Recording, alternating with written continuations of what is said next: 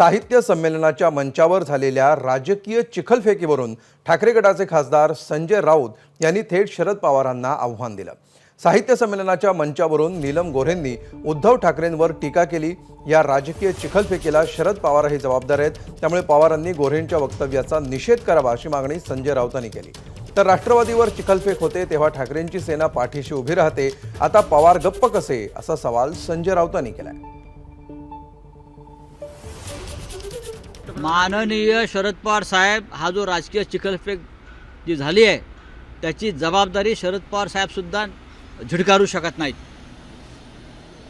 त्यांची ते ज्येष्ठ आहेत, ते पालक होते, ते स्वागताध्यक्ष होते। ज्या प्रकारचे कार्यक्रम ठरवण्यात आले आणि जी राजकीय चिखलफेक झाली ते सुद्धा तितकेच जबाबदार आहेत।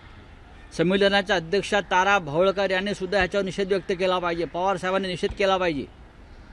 पण पवार साहेब गप्प आहेत, अजूनपर्यंत भूमिका नाही। आता आज त्यांचा माझा आवाज त्यांच्यापर्यंत आज जाईल ना। आता गप्प कसे राहू शकता? तुमच्यावर चिखल फेकतात तेव्हा आम्ही उभे राहतो ना। पवार साहेब गप्प आहेत, अजूनपर्यंत भूमिका नाही। आता आज त्यांचा माझा आवाज त्यांच्यापर्यंत आज जाईल ना। आता गप्प कसे राहू शकता? तुमच्यावर चिखल फेकतात तेव्हा आम्ही उभे राहतो ना। ही कोण बाई आहे नीलम गोरे?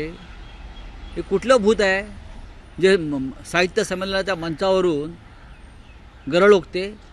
हे काय मराठी साहित्याचं आणि मराठी भाषेचं नुकसान ह्या लोकांमुळे झालेलं आहे। एबीपी माझा, उघडा डोळे बघा नीट।